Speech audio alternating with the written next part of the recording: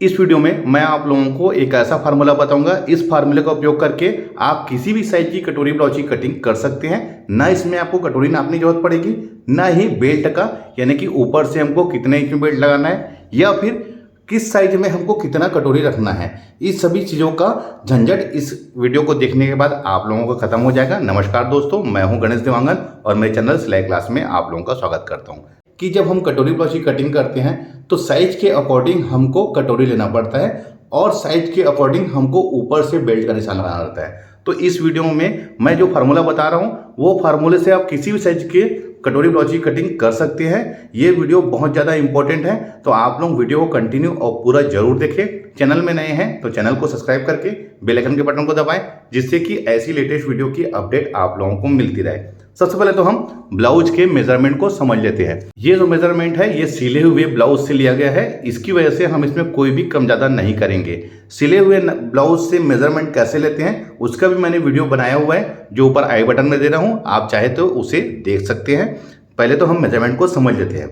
Blouse की लंबाई है 14 इंच, शोल्डर है 10.5 इंच, सीना है 36 इंच, कमर है 28 इंच, सामने गला 6 इंच, पीछे गला 9 इंच, आस्तीन की लंबाई है 6 इंच, मोरी ये जिसको डंडघेरी बोलते हैं, हाफ में ये 5.5 इंच है और पूरा इसको नापेंगे तो ये 11 इंच होगा। आर्म होल इसका 6.5 इंच है। ये आर्म होल आस्तीन का है, ब्लाउज का नहीं है। तो देखिए पहले तो मैं डबल फोल्ड में ऐसा पेपर ले लिया है। खुला वाला जो हिस्सा है वो अपने तरफ रखा हुआ है। देखिए क्या है, अगर जब भी आप कटोरी ब्लाउज की कटिंग करते हैं तो आप पहले पेपर में कटिंग करिए। सारा उसमें मार्जिन, कटोरी का, योग पट्टी का, बेल्ट का, सभी का मार्जिन ऐड करके आप कपड़े में कटिंग करिए तो ज़्यादा बेस्ट रहेगा आपके लिए। तो सबसे पहले हम ब्लाउज की लंबाई को ले लेते हैं। ब्लाउज की लंबाई हमारी 14 इंच है, तो मैं इसमें 1 इंच प्लस करके यानी कि 15 इंच में इसको ड्रा कर रहा हूँ। 1 इंच हमारी इसमें सिलाई की मार्जिन है। इसे हम स्केल से खींच लेते हैं। सीधे खींचने के लिए आप हमेशा स्केल का ही उपयोग करें, क्योंकि जैसे फिनिशिंग से आप ब्लाउज की कटिंग करेंगे उसी फिनिशिंग से आप स्टिचिंग भी करेंगे। शोल्डर इसका है 10.5 इंच, 10.5 इंच का हाफ होगा 5.25 इंच। इधर भी 5.25 इंच में आप निशान लगा लीजिए। इसे भी स्केल से खींच लेंगे। एक बात बताना चाहूँगा मैं, इसमें सामने के पार्ट में देखिए 2 पार्ट में मैंने पेपर रखा है, तो ये पार्ट में मैं सामने का पार्ट कटिंग करूँगा और नीचे वाले में पीछे पार्ट की कटिंग करूँगा। अब आते हैं हम इसके गले के फैलाव में। तो गले का फैलाव मैं रख रहा हूँ 2.5 इंच, इधर भी 2.5 इंच रख लीजिए। आप स्केल से सीधा खींच लीजिए। एक चीज़ बताना चाहूँगा, गले का फैलाव का कंधे गिरने से कोई भी लेन देन नहीं है। अगर आप शोल्डर की कटिंग सही तरीके से करेंगे, पाइपिंग सही तरीके से लगाएंगे तो कभी भी आपका कंधा या शोल्डर नहीं गिरेगा। सामने गला 6 इंच है, तो हाफ इंच मैं इसमें सिलाई मार्जिन ऐड कर लेता हूँ। तो 6.5 इंच में मैं इसको ड्रा कर लिया है। अब इसके आर्म होल में आते हैं। तो 36 इंच सीना है, तो मैं इसमें 6 इंच में इसको आर्म होल ले रहा हूँ। ध्यान रखेंगे 6 इंच में। इसे भी स्केल से इस साइड सीधा खींच लेंगे। ये जो फार्मूला मैं भी आप लोगों को बता रहा हूँ, आप किसी भी साइज की कटोरी ब्लाउज में इस फार्मूला का उपयोग करके कटिंग कर सकते हैं। कभी भी कोई भी परेशानी आपको नहीं होगी। अब आते हैं इसके सीना में। तो सीना 36 इंच है, 36 इंच का 1/4 होगा 9 इंच। 1.5 इंच मैं इसमें सिलाई मार्जिन यानी कि मार्जिन ले रहा हूँ। ये हमारा ढीला और टाइट करने के काम आता है। इनकेस ब्लाउज अगर टाइट होता है फ्यूचर में तो ढीला करने के काम आता है। कमर है 28 इंच, 1/4 होगा 7 इंच। बैक पार्ट में जो डाट पड़ता है यहाँ पर, उसके लिए मार्जिन 1 इंच और 1.5 इंच जैसे हमने ऊपर सीना में लिया है, नीचे भी मैं 1.5 इंच ले रहा हूँ। हमेशा मार्जिन आप इक्वल रखें सीना और कमर में, क्योंकि कमर और सीना में एक बराबर मार्जिन रखने से ब्लाउज का अंदर वाला हिस्सा भी बहुत ही अच्छा लगता है। अब देखिए इसके आर्म होल का शेप हमको कैसे बैठाना है। आप यहाँ पर से एक तिरछी लकीर ऐसा खींच लीजिए और इस साइड हम 1 इंच में यहाँ पर निशान लगा लेते हैं। आप फ्रेंच कवर से, आपको फ्रेंच कवर को यहाँ ऐसा रखना है और ये अंदर वाली लकीर में, देखिए ये लकीर में, और यहाँ पर लाके हमको मिला लेना है। तो देखिए मैंने इसको अंदर वाली लकीर में इसको मिलाया है और जहाँ पर मैंने 1 इंच खींचा था वहीं पर इसको लाके मिलाया है। ये सामने पार्ट की करें हो गई। अगर आपका फ्रेंच कवर नहीं है तो आप यहाँ पर से 1 इंच में, देखिए ये यहाँ से 1 इंच में निशान लगा के भी आप इसका कर्व ले सकते हैं, लेकिन फ्रेंच कर्व से इसका कर्व बहुत अच्छा आता है। ये सामने पार्ट का हो गया। अब बैक पार्ट की कटिंग कैसे करना है, तो आप यहाँ पर से और ये यहाँ पर इसको बिल्कुल ऐसे मिला लीजिए। इससे बिल्कुल परफेक्ट तरीके से आपका एक शेप रेडी हो जाएगा। इसको हमको लास्ट में लाके मिलाना है। देखिए ये तो हमारा कंप्लीटली हो चुका है। अब हम जो फार्मूले का उपयोग करेंगे उसमें ध्यान देना है। 36 इंच का हमको बस्ट पॉइंट निकालना है। तो जो भी सीना होता है उसको हम 4 से भाग दे देते हैं। तो 36 को 4 से भाग देने के बाद ये 9 इंच होगा।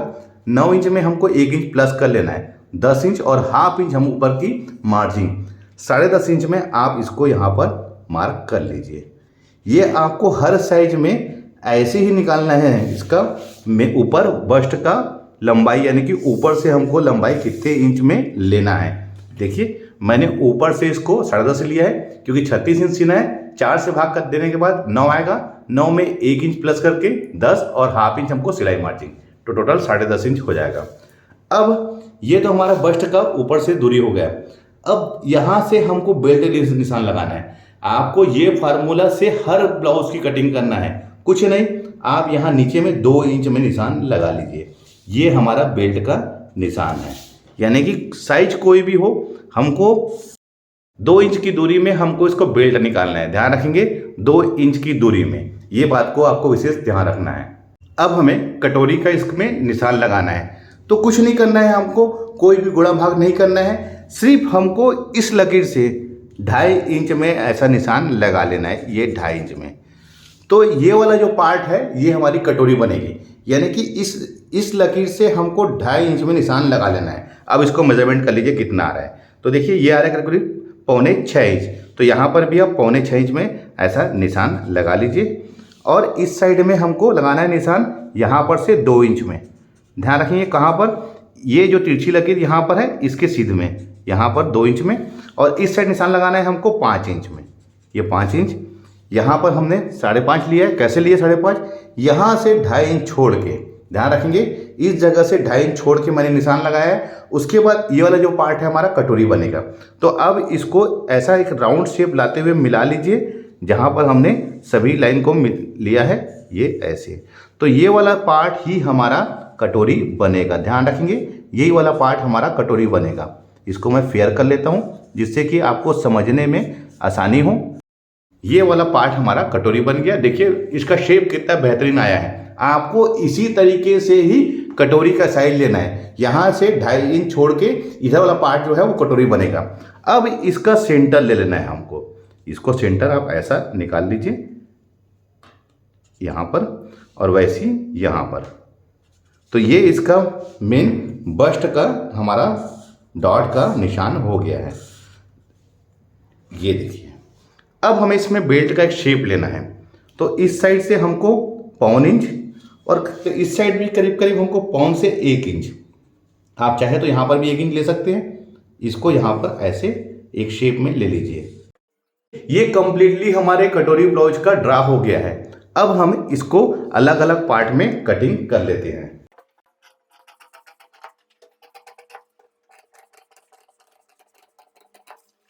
ये सामने पार्ट और ये बैक पार्ट। बैक पार्ट में हम 2.5 इंच फैलाव लेके जितना हमारा गला डीप है हम कटिंग कर सकते हैं। देखिए ये डीप गला बता रहा हूँ ना कटिंग करके, मैं छोटा गला नहीं है, डीप गला है, ध्यान रखें इस चीज़ को। अब ये सामने का पार्ट है। तो सामने के पार्ट में अब हमें फ्रंट वाला हिस्सा, कटोरी और बेल्ट, ये तीनों को अब हम अलग अलग कर लेते हैं।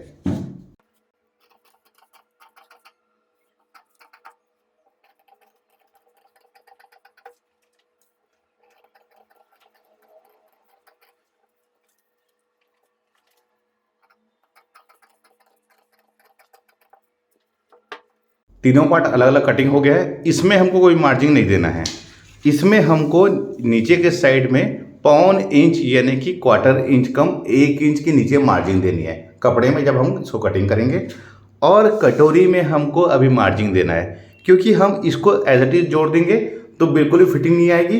इसमें हमको पफ बनाने के लिए डॉट के लिए मार्जिन देना पड़ेगा। तो हमको कैसे देना है, पहले तो आप इसको यहाँ पर से ऐसा मोड़ के यहाँ पर कट लगा लीजिए जिससे कि समझ में आए कि हमारा डॉट कहाँ पर है और यहाँ पर भी ये ऐसे। अब इसके लिए अलग से एक पेपर ले लेता हूँ मैं, ये ऐसा। अब ये जैसा है हम इसको एज इट इज इसको यहाँ पर कॉपी कर लेंगे। हमने कॉपी कर लिया है। इस साइड हमको हाफ इंच मार्जिन लेना है और इस साइड भी हमको हाफ इंच की सिलाई मार्जिन। इस साइड हमको 1.25 इंच और इस साइड भी 1.25 इंच। अब इसको यहाँ पर लाके मिला लेंगे। ध्यान देना है हमको कैसे मिलाना है, इसको इस साइड में इसके सीध में मिलाना है हमको, ये ऐसे, और इस साइड हमको यहाँ पर लाके मिला देना है। अब देखिए इसका डॉट के लिए कैसे लेना है हमको।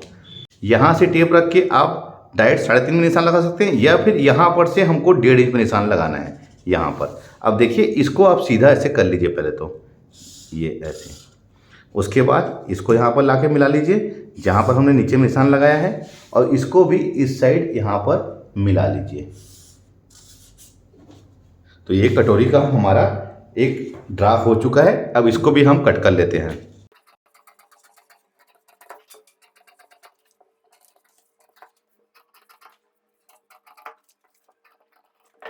ये कट गया है। अब हम इसको सेंटर से ऐसा फोल्ड कर लेते हैं, ये ऐसे। कुछ नहीं करना है हमको, सिर्फ यहाँ पर से हमको जैसे 36 इंच सीना है तो मुझे पफ ज़्यादा चाहिए, इसकी वजह से मैं डार्ट इसको यहाँ पर 1.5 इंच का ले रहा हूँ। अगर आपको पफ कम चाहिए तो 1.25 इंच भी ले सकते हैं, कोई प्रॉब्लम नहीं होगी। तो यहाँ पर भी ये यहाँ पर और इस साइड यहाँ पर आप इधर देख लीजिए ये बराबर आ रहा है कि नहीं आ रहा है। अगर बराबर नहीं आएगा तो यहाँ पर से आप कटिंग करके इसको बराबर भी कर सकते हैं, जैसे मैंने अभी बराबर किया थोड़ा सा। अब देखिए इसके डार्ट को आप यहाँ पर ऐसे लगा के देखिए कि ये किस प्रकार से आ रहा है। तो ये देखिए इसका पफ कितना अच्छा आ रहा है, कहीं पर भी कोई भी नोक नहीं बनेगा, बिल्कुल परफेक्ट बनेगा। देखिए यहाँ पर से ये यहाँ पर से बिल्कुल इसका पफ बहुत अच्छा बनेगा, कहीं भी कटोरी चिपटेगी नहीं, ना ही नोक निकलेगा। मैं आपको अभी रख के दिखाता हूँ इसमें। तो ये देखिए ये बिल्कुल परफेक्ट आके शेड हो गया है।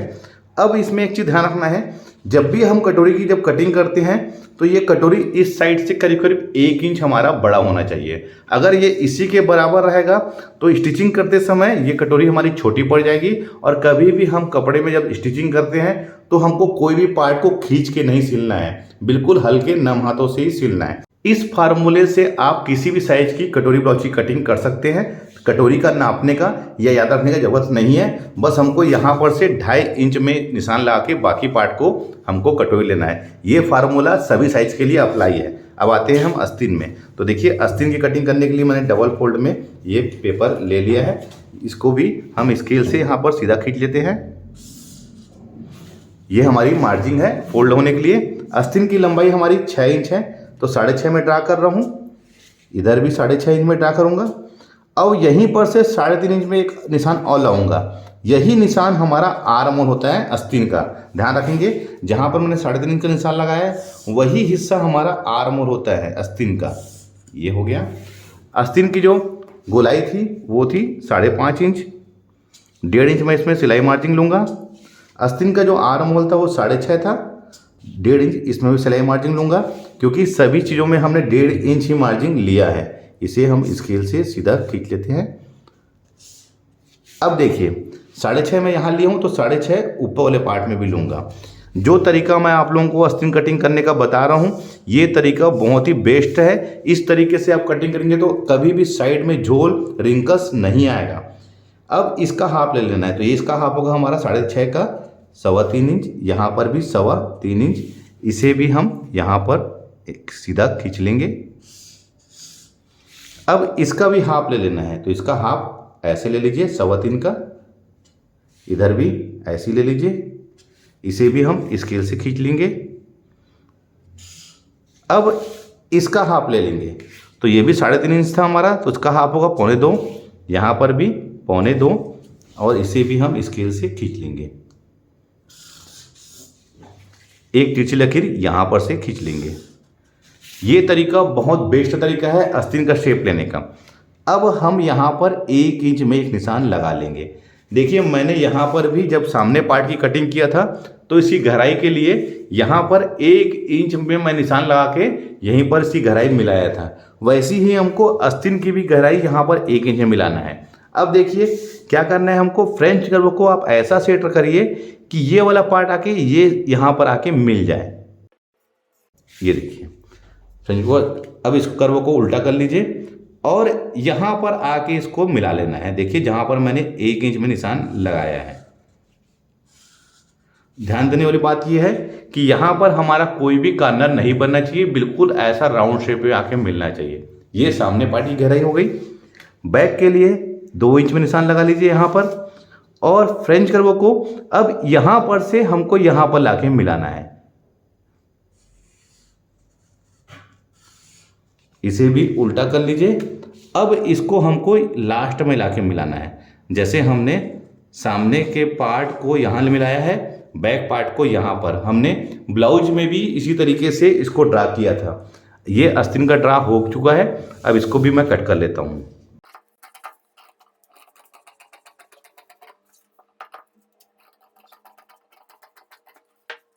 परफेक्ट शेप आया हुआ है आस्तीन का। इस तरीके से आप कटिंग करेंगे तो कभी भी कोई भी प्रॉब्लम नहीं होगी। अब मैं आपको और एक बात बताऊंगा, ये जो पार्ट है आस्तीन का और ब्लाउज का सामने का पार्ट, इसकी गहराई बिल्कुल आके एक दूसरे से मिलनी चाहिए, जैसे कि ये मिल रही है। देखिए इसका सर्कल बिल्कुल आके यहाँ पर राउंड मिल रहा है। जब तक ये आपस में नहीं मिलेगा, ये साइड की फिटिंग आपकी सही नहीं आएगी। इस तरीके से आप कटिंग करेंगे तो साइड में कोई झोल नहीं आएगा, कोई रिंकल्स नहीं आएगी, कोई खिंचाव नहीं आएगा। बिल्कुल परफेक्ट तरीके से आपका ब्लाउज की फिटिंग आएगी। तो देखिए दोस्तों, मैंने आज आप लोगों को ये फार्मूला से आप किसी भी साइज के ब्लाउज की कटिंग बहुत ही आसान तरीके से कर सकते हैं, कोई भी प्रॉब्लम नहीं होगी। वीडियो अच्छा लगा है तो लाइक का बटन दबाइए, कमेंट्स करिए, शेयर करें। तो मिलते हैं अपने किसी ऐसी जानकारी भरे वीडियो में। जब तक के लिए take care, thank you for watching, जय हिंद।